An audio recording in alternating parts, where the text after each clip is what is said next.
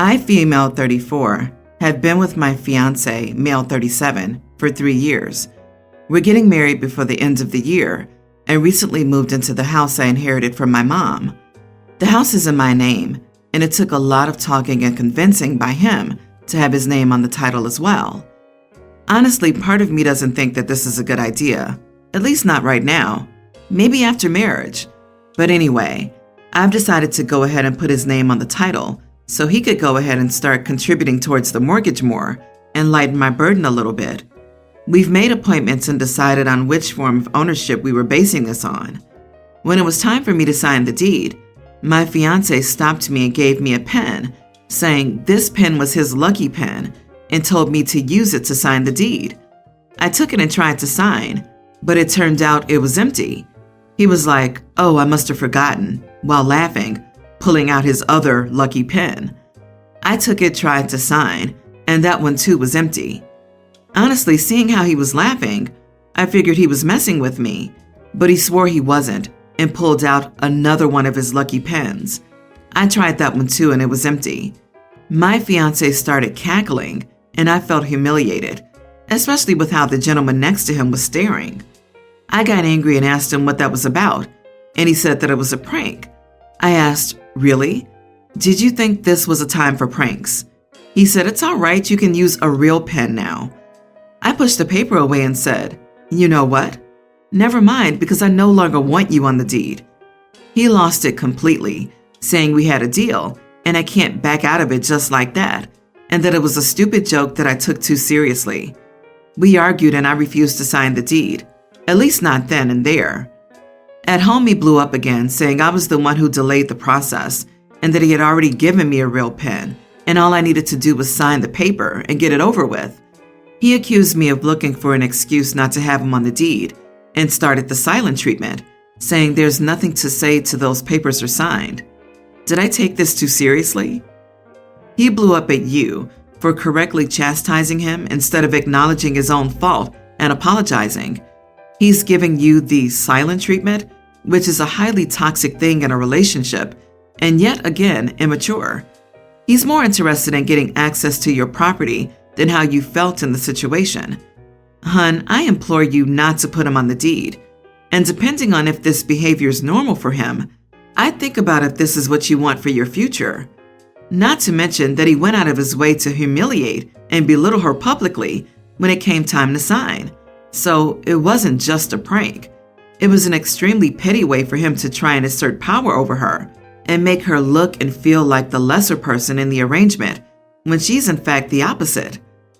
All of this, plus OP needs to know that putting someone on the deed to property in no way obligates them to pay anything towards the mortgage or anything else.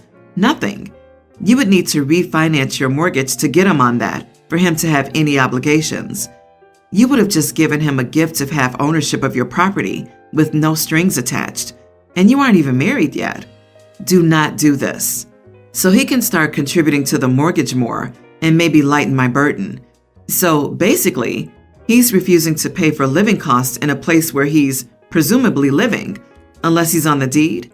Man, I should have tried that with my landlord when renting. You are the idiot to yourself. He's going to take half your house when you break up. It's like you had a safe full of money in your home, and he's asking you to hand over half. You're not even married. This was yours alone before you were a couple. This is not something you built together. It's yours. Don't do it. Yep, they shouldn't be signing a deed. They should be signing a prenup that says the house is hers, and maybe they will share in any appreciation since he'll be financially invested. I hope to God she doesn't marry this guy. I, 35 male, my wife 34, and our 2 kids, one toddler and one a little older, live in VHCOL, very high cost of living city. I made about 5 times as much as my wife, so we do pretty well. If my income were the same as my wife's, we would not be able to afford to live in our city. My job is pretty low stress, about 35-ish hours a week, with the only requirement that I'm on call for 1 week out of each month. Normally nothing ever happens, so I do my usual routine with the understanding that if I'm needed, I will drop whatever my wife and I are doing and work until the work issue is resolved. This only ever happens once every quarter and only lasts a few hours. My wife, on the other hand, has a much more stressful job.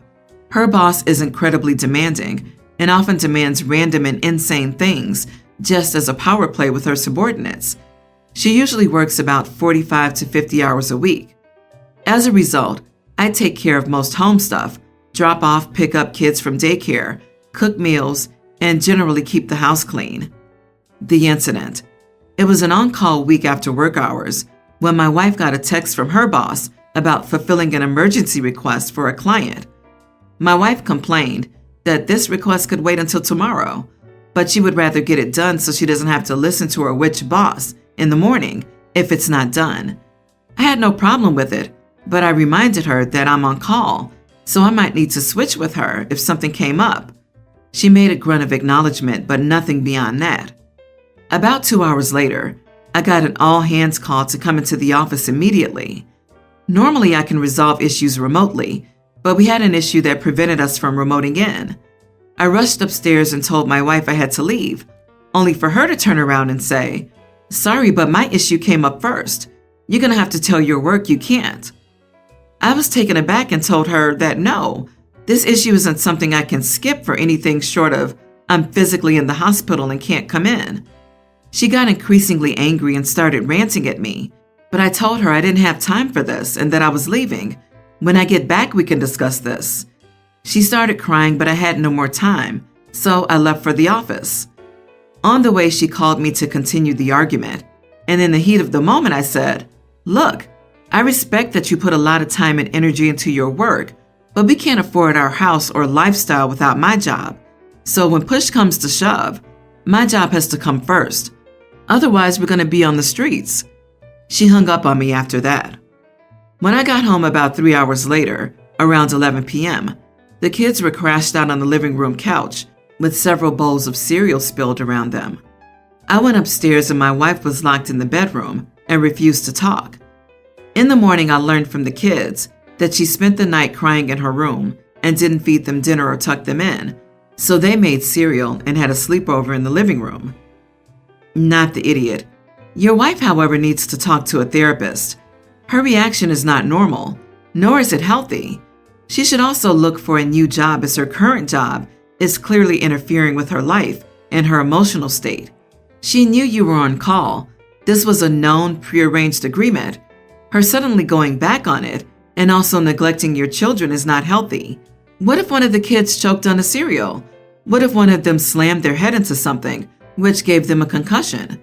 Not caring for the children is a serious issue and signs of a much larger problem. I was going to go with idiot here until the last paragraph. She knew you were on call. Her work didn't have to be done there. And then, ergo, when your work called, she should have stopped working and acted like a parent to your children. Having a childish tantrum in her room and ignoring the kid is unacceptable. If her job is so crappy, she should move roles, not take it out on her family. Is it a childish tantrum, or is it a mental health crisis due to a large amount of stress caused by a highly toxic work environment? Nobody said it was a reasonable excuse, but it is a multifaceted issue that should be handled with empathy, not calling a mental health crisis a tantrum. Mental health breakdowns from work can kill people. As someone in a toxic work environment, telling me that I was having a tantrum because I spent the night crying on my bathroom floor would have probably put me over the edge. For context, my female 25, husband's 27, remaining parent passed away about 4 months ago. He has a nearly adult brother, Ryan, living with their aunt. He's autistic, and I find it hard to interact with him, and being around him generally gives me anxiety. Anyways, my husband and I plan to go on vacation, and he told me he'd like to take Ryan with us to cheer him up after all that he's been through. I declined, but he went on about how this isn't a couple's getaway and that he was okay with me bringing my friend with us and asked why he couldn't bring Ryan. I told him that first, I had already stated how I couldn't handle Ryan's autism, and also I've never been on vacation with him, and I didn't know how he would behave. My husband got offended and called me cruel to think it's okay to exclude his brother, who's also now an orphan, basically because of slight inconveniences.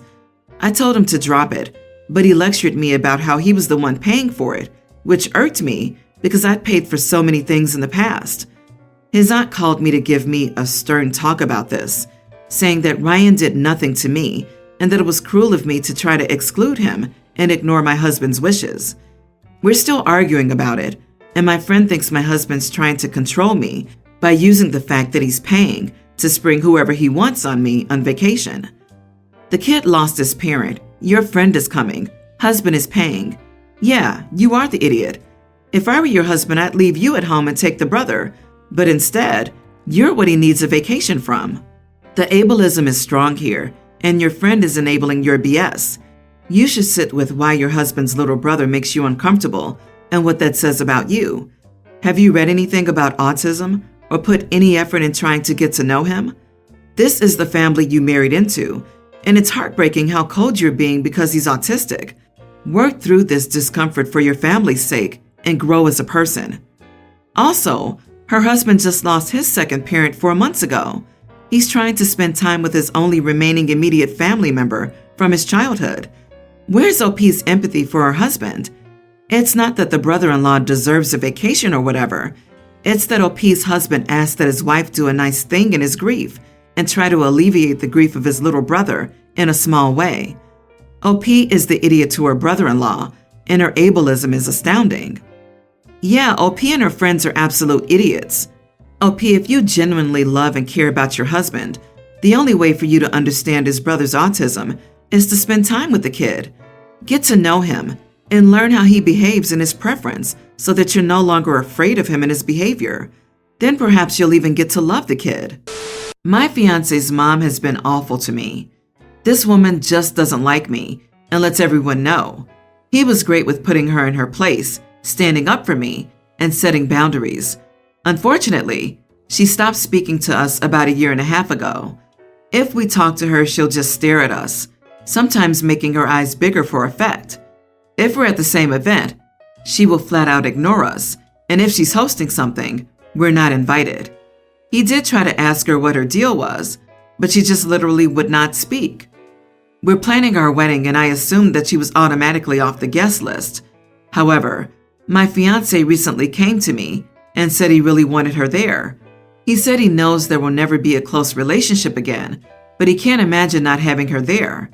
So I gently asked what the point of having her was if she wouldn't acknowledge us. He said he gets it, but she's his mom, and he just wants to leave that door open and include her in the biggest day of his life. He said he wouldn't invite her if I didn't want her there. I thought he wanted me to be honest and said that I really didn't want her there. Well, that upset him, and he clearly still wants her. Right now, I'm standing firm. I asked for some options, and my mom and bridesmaid all agreed that she shouldn't be there. She hasn't earned it, and seeing her will cause me stress. I don't know if I'm being an idiot, though, because she is his mom, not mine, and I'm not letting him make the decision. Not the idiot. Anyone who strives that hard for acknowledgement is caught up in the narcissistic fog. She gives him nothing, and yet he's willing to do just about anything to please her. Plus, he asked you to be honest, and then shamed you for doing so.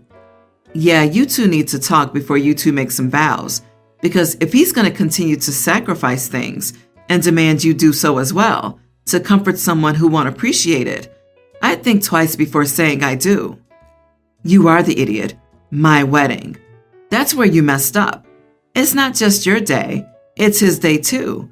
Yes, it'll make you feel uncomfortable to have mother-in-law there, but he's given many valid reasons why it's important to him that she is. Marriage involves compromise. Time to start practicing that. Respectfully disagree. This is an adult who behaves like a silly child and does not follow basic etiquette in everyday life. Therefore, she'll act a fool at the wedding. A wedding is not the time nor place to start a reconciliation. However, if your fiancé wants one last chance to reconnect, he should be reaching out now and resolving any issues. While I can understand the fiancé's point of view, he's willing to take the huge risk of ruining their wedding day for the zero chance that his mom may become a half-decent person one day. That doesn't exactly bode well for their marriage, because how many other big life events is OP expected to sacrifice for the sake of keeping a woman who hates her in her life? My 25-year-old son is 217 pounds and 5'10", which makes me scared for his future. I know his size wouldn't be notable to most Americans, but we're not American. We are a health-conscious family, and I know full well his size is dangerous. He used to be fit, but gained all the weight from drinking and eating junk food. His healthy weight is 150 to 170, so it's a drastic gain. He is the only large one out of all 4 children. I'm not sure why. We only fed them healthy food. He's also the only one who struggled with addiction, so perhaps they're linked. When he was around 11 or 12, he became chubby, and we put him on a diet and exercise regime, a fun one, and checked his weight weekly. He lost weight and was healthy until he was 22, when he started drinking too much. As far as I'm aware, he's controlled the alcohol issue, but he's still obese. He has lost a little weight over the last few months, but not enough. Obviously, now that he's 25, I can't enforce weekly weigh-ins and a special diet. He moved home due to breaking up with his girlfriend, and he's so insecure about his weight, he doesn't even like going outside. He used to be very handsome, and I think the difference in how people treat him is upsetting, so he has kind of a short fuse. I don't know how to help without being overbearing, but I offered to cook him separate meals to fit into a diet plan I made for him, 1,200 calories, and he agreed. I think he finds it a bit humiliating because I used to make him separate meals when he was a chubby kid. A couple of nights ago, he came back from work, and I made a curry for the family, but made a separate meal for him, boiled chicken and asparagus. He was kind of upset because it wasn't enough food, and he was hungry from being on his feet all day, but he wanted me to help him. It is a lot of effort to make separate low-calorie meals, and I don't think he appreciates my effort. The curry was too high in fat and carbs to fit into his diet. We ended up arguing. He thinks I treat him like he's about to die of obesity. I said if he wants to eat unhealthy food, he's more than welcome to buy his own. But if he wants free food, he shouldn't be surprised when I cook him something healthy to help him lose weight. Am I the idiot?